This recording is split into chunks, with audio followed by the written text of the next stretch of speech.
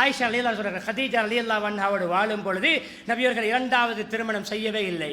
தனியாக அவரோடு மாத்திரம்தான் வாழ்ந்தார்கள் மௌத்து வரைக்கும்.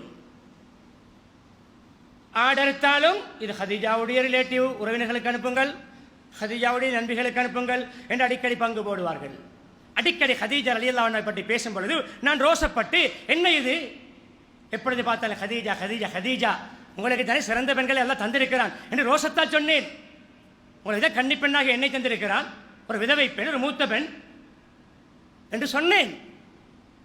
உடனே சொன்னார்கள் முஹம்மது ஸல்லல்லாஹு அலைஹி வஸல்லம் அவர்கள், ஹதீஜாவை விட சிறந்த பெண்ணை எனக்கு அல்லாஹ் தரவில்லை. முதல் மனைவியை விட நல்ல மனைவி எனக்கு கிடைக்காது. எல்லோரும் என்னை பொய்ப்பித்த பொழுது என்னை நம்பினார், எல்லோரும் என்னை ஒதுக்கிய போது என்னை அரவணைத்தார், எல்லோரும் எனக்கு துன்புறுத்திய போது எனக்கு ஆதரவாக இருந்தார். எனக்கு ஹதீஜாவின் மூலம்தான் குழந்தை பாக்கியமும் கிடைத்தது. மனைவிமார்களில் அவர்கள் மாத்திரம். அடிமை பெண்ணாக வந்த மாரியா கிபித்தியா ரலியல்லாஹு அன்ஹாவுக்கு கிடைத்தது குழந்தை பாக்கியம். அன்பானவர்களே, நன்றி உணர்வு. மனைவிக்கு கணவன், கணவனுக்கு மனைவி. நன்றி கெட்டவராக இருக்கிறோமா? மைனஸை தானே, குறையைத்தானே பார்க்கிறோம். ஒரு குறையை கண்டு ஒதுக்குகிறோமே. 99 நலவுகள் மனைவியில் இருக்கும் பொழுது ஒன்றை கண்டு ஒதுக்குகிறோம். ஒரு சின்ன பிழைக்காக தராக்கென்று மொழிகிறோம். உன்னை விட்டால் எனக்கு எத்தனை பெண்கள் இருக்கிறார்கள் என்றெல்லாம் திமிரோடு பேசுகிறோம். மன்னிக்க வேண்டும்.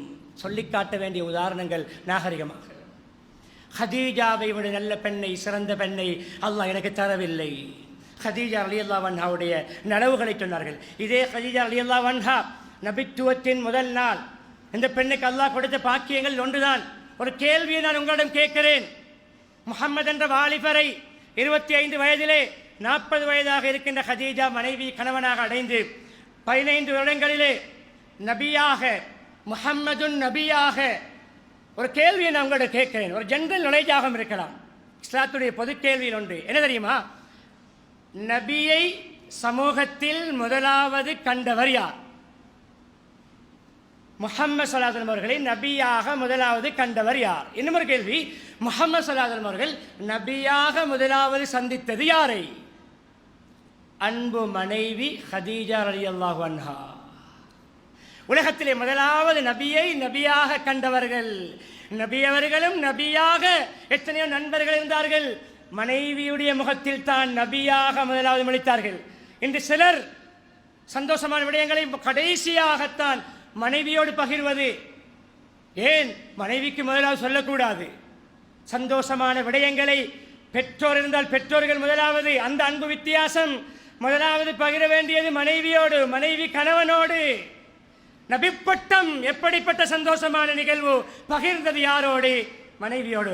அவர்கள் தான் திடுக்கிட்டுக் கொண்டு பதறிக்கொண்டு ஓடி வரும் பொழுது போற்றுக்கள் போர்த்து சொல்லும் பொழுது போற்றிவிட்டு ஆறுத சொன்னார்கள். என்ன சொன்னார்கள்? அல்லாஹ் உங்களை வீணாக்க மாட்டான், நீங்கள் நல்லவர், சமூக பணியாளர், சமூக தொண்டு செய்யக்கூடியவர், கஷ்டப்படக்கூடியவர்களுக்கு உதவி செய்யக்கூடியவர், இல்லாதவர்களுக்கு நீங்கள் சம்பாதித்து செலவழிக்கக்கூடியவர். கணவனுக்கு மனைவி ஆறுதலாக, மனைவிக்கு கணவன் ஆறுதலாக. நன்றி உணர்வு.